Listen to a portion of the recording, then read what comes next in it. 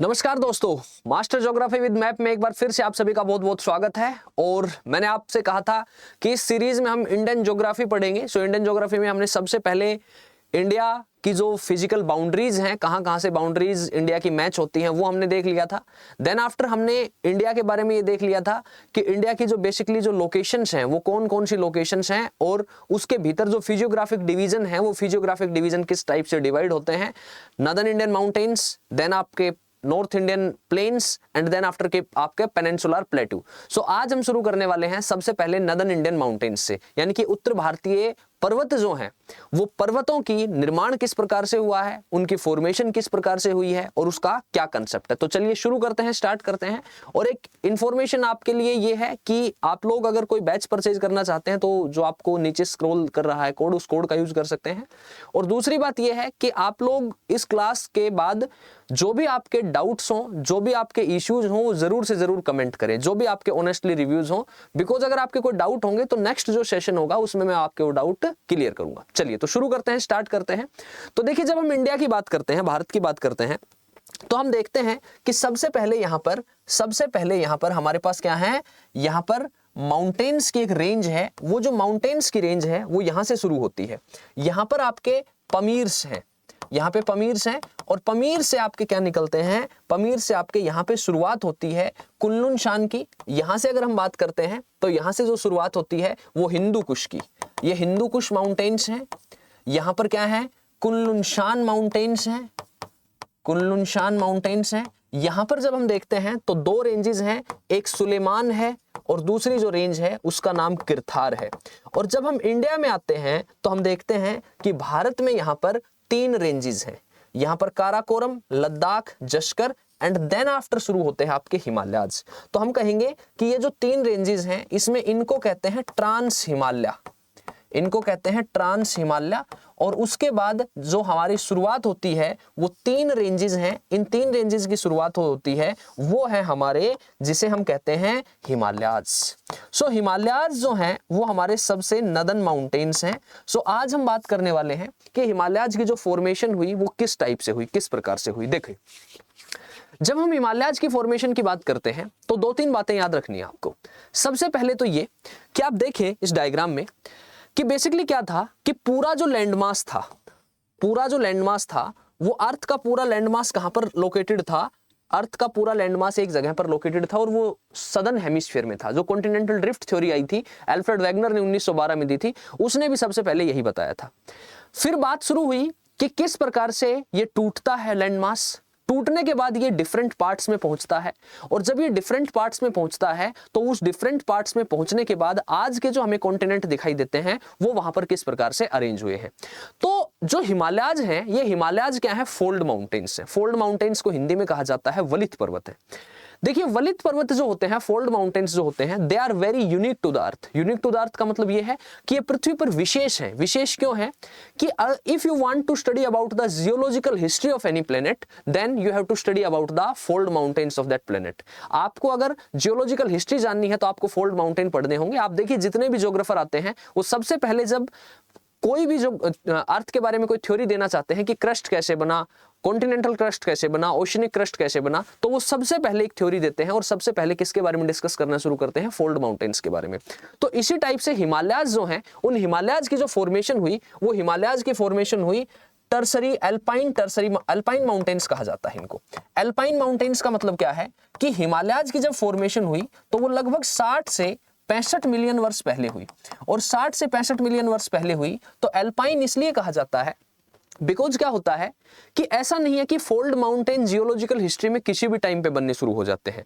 इनका एक particular phase होता है, कैलेडोनियन फेज है, हर्सिनियन फेज है, एंड देन आफ्टर आता है एल्पाइन टर्सरी माउंटेन्स। जो एल्पाइन टर्सरी माउंटेन्स हैं, उन एल्पाइन टर्सरी टाइम्स में हिमालयाज की क्या होती है, फॉर्मेशन होती है, हिमालयाज बनते हैं। और उसी टाइम पे एल्प्स बन रहे थे, इसलिए इन्हें क्या कहा जाता है, इसलिए इन्हें एल्पाइन माउंटेन्स कहा जाता है। और जो हिमालयाज हैं वो यंगेस्ट फोल्ड माउंटेन्स हैं, सबसे नए वलित पर्वत हैं, and these are the tallest mountains in the world, दुनिया में सबसे ऊंचे पर्वत हैं, आपको पता है माउंट एवरेस्ट 8848 या कुछ बुक्स अब 8850 शो करती हैं। सो 8848 मीटर की हाइट के साथ माउंट एवरेस्ट सबसे ज्यादा हाइट पर स्थित है। तो बेसिकली इसका निर्माण किस टाइप से हुआ, देखो पूरा जो ये लैंडमास था मैंने आपको बताया, ये पूरा लैंडमास 2 पार्ट में डिवाइड हो जाता है और उसके बीच में क्या था, टेथिस सी था, उसके बीच में टेथिस सागर था। उसके बाद क्या होता है कि जब हम बात करते हैं तो यहां पर हमारे पास क्या है, यहां पर हमारे पास अफ्रीका है, ये क्या है हमारे पास अफ्रीका है, यहां पर क्या है हमारे पास ऑस्ट्रेलिया है, ये ऑस्ट्रेलिया है, और इससे इधर जब हम बात करते हैं तो नॉर्थ अमेरिका है और साउथ अमेरिका है। सो यहां पर क्या होता है कि ये जो पूरे का पूरा लैंडमास है, जो पूरा लैंडमास क्या कहलाता है, यूरेशिया कहलाता है। तो इस यूरेशिया लैंडमास में जो टेथिस सागर था, अगर आप देखते हैं तो मैं आपको एक पॉइंट बता दूं, हालांकि यहां पे डिस्कशन का पॉइंट नहीं है, यहां मेडिटेरेनियन सी है, ये जो मेडिटेरेनियन सी है this is also remnant of the Tethys sea. ये क्या है, बेसिकली ये यहां पे मूव करने लग रहा है, लेकिन ये टेथिस सी का ही पार्ट है और ये अभी से कंप्लीट क्या नहीं हुआ है, कंप्लीट यहां पर जो है दोनों प्लेट्स का कोलिजन नहीं हुआ है। तो जो हिमालयाज थे हमारे, वो हिमालयाज पे हम डिस्कस कर रहे हैं आज। बेसिकली ये जब टॉपिक आएगा तो मैं आपको डिटेल डिस्कस करूंगा कि हिमालयाज में जो यहाँ पर इंडो ऑस्ट्रल प्लेट है, जो गोंडवाना लैंड का पार्ट है, और यहाँ यूरेशियन प्लेट है जो अंगारा लैंड का पार्ट है। तो जो इंडो ऑस्ट्रल प्लेट है वो इंडो ऑस्ट्रल प्लेट नदनवर्ड मूव करना शुरू कर देती है। ये जो नदनवर्ड मूवमेंट है इसका, ये मूवमेंट है 12 सेंटीमीटर पर ईयर, यानी कि एक साल में लगभग 12 सेंटीमीटर। ठीक है, कुछ किताबें इसको थोड़ा बहुत ये डेटा ऊपर नीचे दिखाती हैं, so don't kill yourself with this fact, with this data, कि यहां पर 12 सेंटीमीटर पर ईयर के रेट से ये प्लेट क्या कर रही है, नॉर्थ साइड में मूवमेंट कर रही है। जब ये मूवमेंट कर रही है तो ये मूवमेंट करते करते और कहां पर जाकर टकराती है, यूरेशियन प्लेट से टकराती है। जब ये यूरेशियन प्लेट से यहां पे इसका कोलिजन होता है तो बेसिकली आप देखो कि आपकी एनसीईआरटी में एक डायग्राम भी दिया हुआ है, ये देखो ये डायग्राम दिया हुआ है, बिकॉज इंडिया बेसिकली कहां था, सदर्न हेमिस्फीयर में था, और सदर्न हेमिस्फीयर से इंडिया अपनी पोजीशन को कहां पे शिफ्ट करके लेके आया है, नॉर्दर्न हेमिस्फीयर में शिफ्ट करके लेके आया है। ये यूरेशियन प्लेट है और आज यहां पर आके इंडिया क्या हो गया है, फिट हो गया है। यहाँ पे देखो, और इससे इधर ये अरेबियन प्लेट है, अरेबियन प्लेट है, ये बेसिकली अफ्रीकन प्लेट का ही पार्ट है, लेकिन ये अब टूट के अलग हो गया है, बीच में रेड सी आ गया है। ये जो मूवमेंट है, ये मूवमेंट इवन नाउ ये मूवमेंट क्या हो रहा है, चल रहा है। अब देखो यहां जब हम और डायग्राम देखते हैं तो आप देखेंगे यहाँ पे आप देखेंगे, ये लेट अस सपोज ये ओपन करते हैं हम, यहां देखो कि यहाँ पर ये दोनों प्लेटें जो हैं, ये दोनों प्लेटें आपस में क्या कर रही हैं, सबडक्ट कर रही हैं। दोनों प्लेटें एक दूसरे सबडक्ट नहीं कर रही हैं, दोनों प्लेटें एक दूसरे की तरफ क्या कर रही हैं, मूव कर रही हैं। तो जब ये दोनों प्लेटें एक दूसरे की तरफ मूव कर रही हैं तो यहां पर क्या हो रहा है, कोलिजन हो रहा है, और उस कोलिजन की वजह से यहां पर किसका निर्माण हो गया है, यहां पर माउंटेन्स का निर्माण हो गया है। तो जो हिमालयाज हैं वो हिमालयाज बेसिकली किसके स्थान पर बने हैं, जहां टेथिस सागर था उस टेथिस सागर की जगह पर क्या बने हैं, हिमालयाज बने हैं। तो यहां पे क्या मिलेंगे आपको, मरीन सेडिमेंट्स मिलेंगे। और दूसरी बात याद रखेंगे आप कि मैंने आपको क्या बताया, मैंने आपको बताया कि जो हिमालयाज की फॉर्मेशन हुई वो हिमालयाज की फॉर्मेशन इस टाइप से हुई।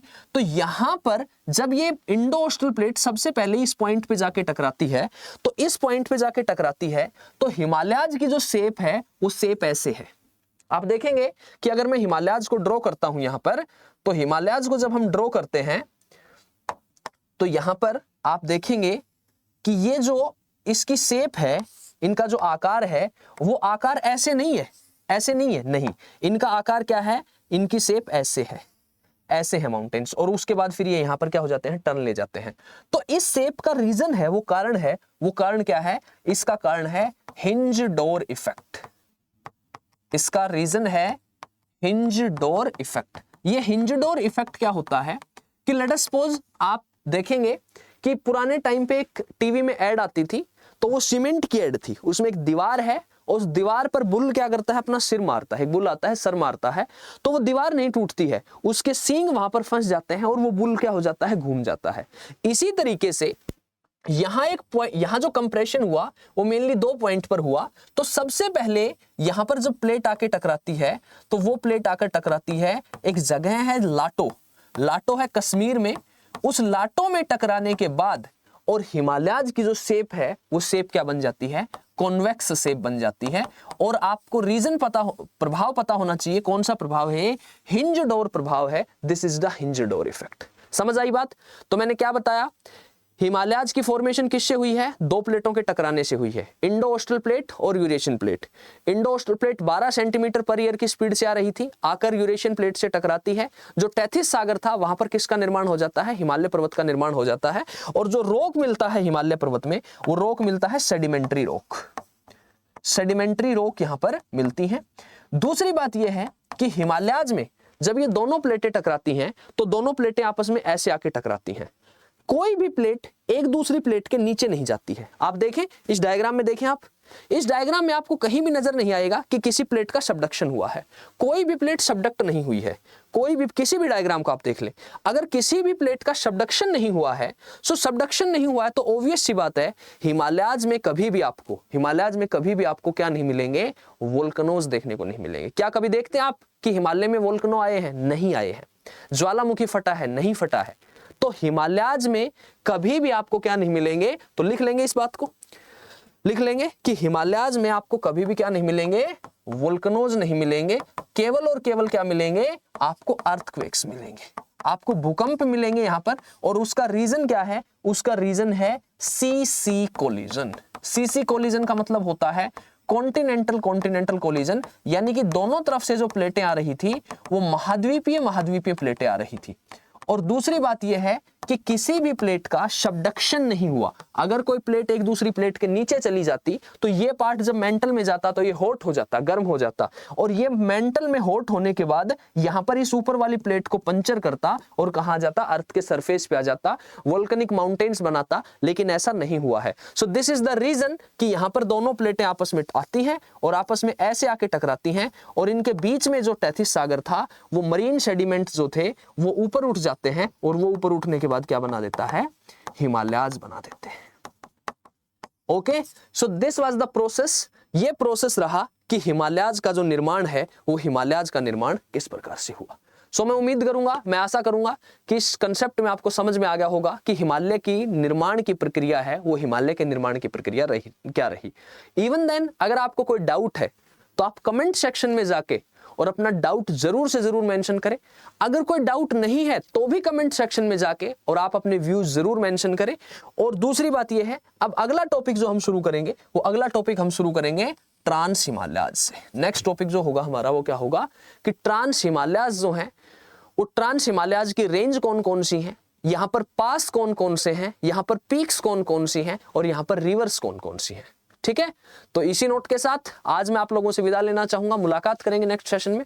तब तक के लिए हंसते रहिए, पढ़ते रहिए, अपना ख्याल रखिए, अपनों का ख्याल रखिए। और कमेंट सेक्शन में जाके आपको जरूर से जरूर मेंशन करना है कि आपको इस क्लास के बारे में जो व्यूज हैं वो जरूर बताने हैं। चलिए bye bye, see you, take care.